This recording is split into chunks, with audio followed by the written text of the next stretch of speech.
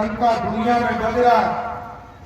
जिस भारत पर लोग ये आरोप लगाते थे कि ये गरीब देश है, ये देश दुनिया का 14वां वर्ल्ड है, ये दुनिया में सबसे गरीब राज्यों में से एक है, उस राज्य को जहां 12वें स्थान पर भारत खड़ा था, उसको उठाकर मोदी सरकार ने 5वें स्थान पर ले जाने का काम किया। और साथियों, 10 साल में इस देश के गरीब अमीर हो रहे हैं।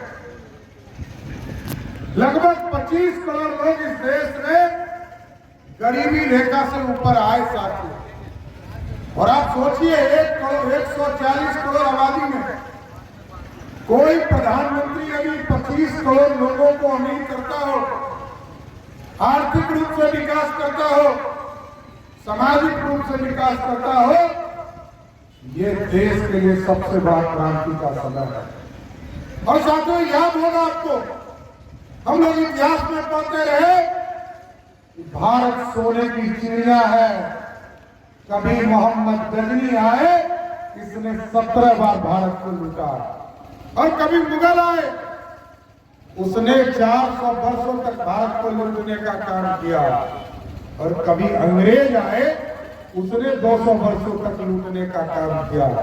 लेकिन अब मोदी सरकार ने तय किया है साथियों, अब सोने की चिड़िया नहीं बनाना है, अब मेक इन इंडिया के सपने के तहत सोने का शेर बनाना है, जो दुनिया में दहाड़ने का काम कर सके। ये भारत बढ़ना चाहिए, और भारत तभी बढ़ेगा जब देश में फिर से नरेंद्र मोदी की सरकार हो।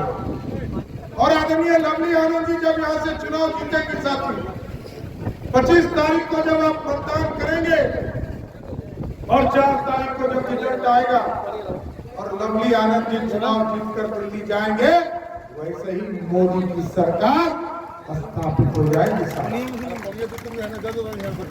इसलिए हम आग्रह करने आए। आपने देखा इस देश में गरीब जो है पक्के मकान नहीं था। आजादी के 70 वर्ष तक मात्र 3.25 करोड़ लोगों को इस देश में पक्के मकान मिले थे। लेकिन जब नरेंद्र मोदी की सरकार आपने बनाया साथियों, 2014 से लेकर 2024 तक इस देश में लगभग 4 करोड़ 21 लाख परिवार को पक्का मकान दिया। उसमें से बिहार के लोगों को 55 लाख पक्का मकान देने का था। और हम आपको स्वस्थ करने आए नीतीश कुमार की तरफ से। नीतीश कुमार जी हमारे मुख्यमंत्री हैं, और हम आपसे आग्रह करने आए कि जो जितने भी गरीबों का पक्का मकान छूट गया है, हम आपको स्वस्थ करते हैं 2025 में। फिर जब पवन जायसवाल जी के लिए वोट मांगने आएंगे, जितने गरीब बचे हैं उसके पक्के मकान को स्वीकृत करके ही आएगा। कोई पक्का मकान के बिना नहीं बचेगा, और इस देश समृद्धि की ओर जा रहा। और जिस तरह टेंट में बैठे हैं ना, लवली जी ने इस देश में 550 वर्षों से हमारे आराध्य, मैं तो लंबू समाज से आता हूं साथियों, और इस देश में जो भगवान के स्वरूप है भगवान राम, जब गरीबों को पक्का मकान मिल रहा था तो भगवान राम भी अयोध्या में इंतजार कर रहे थे कि हमको भी टेंट से निकालो और एक भव्य राम मंदिर में ले चलो। और जैसे ही 2019 में आपने मतदान मोदी जी के कमल छाप पर किया था, वैसे ही इस देश में भगवान राम के लिए भव्य राम मंदिर स्थापित हो गया था। इसलिए आग्रह करना चाहता हूं, निवेदन करना चाहता हूं कि यहां से इस बार 3 छाप के निशान पर उम्मीदवार है लवली आनंद, और गरीबों की चिंता देश के प्रधानमंत्री कर रहे हैं। और साथियों, कई बार लालटेनिया पार्टी आपके बीच में आता होगा। वैसे तो लालटेन का युग खत्म हो गया, अब तो एलईडी बल्ब का युग है ना साथियों। अब तो एलईडी बल्ब चलेगा ना, तो एकदम साथियों मैं आग्रह करना चाहता हूं, निवेदन करना चाहता हूं 2014 में जब देश के प्रधानमंत्री आए, उन्होंने कहा गांव गांव बिजली पहुंचाने का काम करेंगे, गांव गांव बिजली पहुंचाने का काम किया। फिर 2017 में आदरणीय नीतीश कुमार जी के साथ हमारा समझौता हुआ। नीतीश और मोदी ने कहा घर घर बिजली पहुंचाने का काम, घर घर बिजली पहुंचाने का काम। और इस बार मोदी जी ने कहा 2024 में फिर से प्रधानमंत्री आप बनाइए और यहां से लवली आनंद जी को चुनाव जिताइए। आपको मैं गारंटी देता हूं मोदी जी की तरफ से सोलर युक्त बिजली देकर गरीबों का बिजली बिल ही जीरो कर देगा। बिजली बिल उत्पत्ति ही नहीं होगा, सीधा आपके घरों में बिजली पहुंचने लगेगा। इसलिए साथियों आज देखिए, लोग आएंगे बताएंगे कि आपको मोदी जी ने क्या कहा। ठीक कहा रे मोदी जी, कोई ऐसा घर नहीं है, कोई गरीब ऐसा नहीं है जिसको पक्का मकान, जिसको पानी पीने के लिए सवेरे जब उठते हैं तो सबसे पहले पानी पीते हैं, नल जल योजना के माध्यम से पानी पहुंचाने का काम। गरीबों को इज्जत घर, हमारी बहनों को इज्जत घर शौचालय के रूप में दिया गया। और शौचालय से जैसे ही हम लौट कर आते हैं तो सीधे रसोई घर जाते हैं। रसोई घर में भी गैस कनेक्शन मोदी सरकार ने दिया था। और अब मोदी जी ने कहा शहरों में हम पाइपलाइन से गैस कनेक्शन देते हैं। इस बार आपका आशीर्वाद प्राप्त होगा। जिस तरह पानी घर घर पहुंचाने का काम किया जा रहा है, उसी तरह गैस कनेक्शन भी आपके घरों तक पाइप के तरह जो तरह पानी जाता है उसी तरह आपके यहाँ गैस कनेक्शन जाने का काम। साथियों, विकास की ओर जाना है। आज लोगों को कोरोना के समय चिंता था कि हम खाएंगे क्या। लोगों को 80 करोड़ लोगों को इस देश में भोजन देने का काम की सरकार कर रही है, वो मोदी सरकार है। और मोदी जी ने साफ तौर पर कहा है, क्योंकि विरोधी तो कहते हैं कि अनाज के बदले वोट ले रहे हो, वो लोग चाहते हैं कि अनाज को हम बंद कर दें। लेकिन मोदी जी ने कहा है 24 में फिर से सरकार बनाओ, 2029 तक इसी तरह सब गरीबों को अनाज मिलता रहेगा, इसको कोई रोक नहीं सकता। गरीबों की चिंता, गरीबों के कल्याण का काम मोदी सरकार कर रही है। लेकिन साथियों, मजबूत सरकार चाहिए।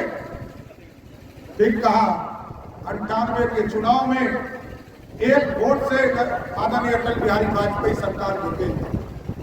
लेकिन आग्रह करने आए, ये मजबूत सरकार बनाना, मजबूत सरकार नहीं चाहिए। मजबूत सरकार इसलिए चाहिए, याद कीजिए जब मनमोहन सिंह की सरकार थी और जब तक सोनिया गांधी स्पीच नहीं डालती थी तब तक मनमोहन सिंह बोलते थे। लेकिन अब इस देश में 56 इंच का सीना वाला प्रधानमंत्री है। और आज मोदी जी ने साफ तौर पर कहा है, इस देश में यदि कोई पाकिस्तान की तरफ से चुटपुटिया बम भी फेंक दे, हिंदुस्तान की तरफ से तोप का गोला छोड़ना शुरू कर दो। कुछ नहीं, ये भारत श्रेष्ठ बनाना है। और श्रेष्ठ तब बना, याद कीजिए साथी, अभी यूक्रेन और रशिया का लड़ाई चल रहा था और यूक्रेन में हमारे लाखों बच्चे फंस गए। बच्चों ने मोदी जी को फोन करके कहा कि मोदी अंकल, हमको भी भारत आना है, युद्ध चल रहा है हिंदुस्तान और रशिया में। मोदी जी ने पुतिन जी को फोन किया, कहा युद्ध रोको पुतिन जी, युद्ध रुक गया। फिर मोदी जी से पुतिन जी ने मोदी जी से पूछा कि मैंने युद्ध तो रोक दिया, लेकिन भारत के बच्चे को पहचानेंगे कैसे मोदी जी? मोदी जी ने कहा, जिस बच्चे के हाथ में तिरंगा होगा वही भारत का बच्चा होगा। ऐसा भारत बनाना है। इसलिए साथियों, आग्रह करते हैं, निवेदन करते हैं। ठीक कहा पवन जी ने, यह स्थानीय चुनाव नहीं है, यह देश निर्माण का चुनाव है और देश के यशस्वी प्रधानमंत्री आदरणीय नरेंद्र मोदी का चुनाव है।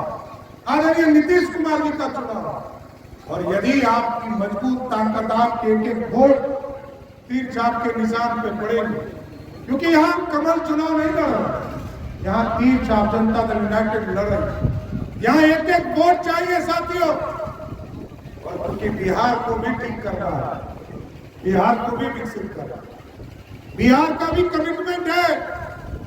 बिहार में भी कुछ लोग आजकल भ्रम फैला रहे हैं, बैकवर्ड फॉरवर्ड हो रहा है। अरे किस तरह का बैकवर्ड फॉरवर्ड? जिस प्रदेश का मुख्यमंत्री बैकवर्ड हो, जिस प्रदेश का उप मुख्यमंत्री बैकवर्ड हो, और तीसरा जो उप मुख्यमंत्री है वो स्वर्ण समाज से हो, उस प्रदेश में कैसा बैकवर्ड फॉरवर्ड हो सकता है? लेकिन साथियों, कुछ लोगों को आदत होती है। लालू जी 15 साल राज किए साथियों, एक व्यक्ति को आरक्षण नहीं मिला, कोई नहीं। एक आदमी हाथ उठाइए जो कहे कि आरक्षण मिला हो, ना पिछड़े को, ना दलित को, ना स्वर्ण समाज के किसी गरीब, किसी को आरक्षण नहीं मिला। 2001 का चुनाव याद कीजिए, मुखिया और जिला परिषद का चुनाव था, कोई आरक्षण नहीं कहा। 2002 का चुनाव याद कीजिए, ना नगर निगम में कोई चुनाव में आरक्षण था। लेकिन 2005 में जब नीतीश कुमार जी और सुशील मोदी की सरकार बनी, तो पहली बार 50% आरक्षण एनडीए की सरकार ने दिया, 20% आरक्षण अति पिछड़े को दिया। लेकिन लालू जी बोलेंगे, वो रोज लिखेंगे संविधान खतरे में है, आरक्षण खतरे में है, लेकिन देंगे कुछ नहीं। उनके लिए आरक्षण का मतलब है मैं हटूंगा, मेरी पत्नी बिहार की मुख्यमंत्री हो जाएगी। मेरी पत्नी हटेगी तो कहेंगे कि मेरा बेटा जो क्रिकेट नहीं खेल पाया, पानी धोते रह गया, उसको उप मुख्यमंत्री बना दो।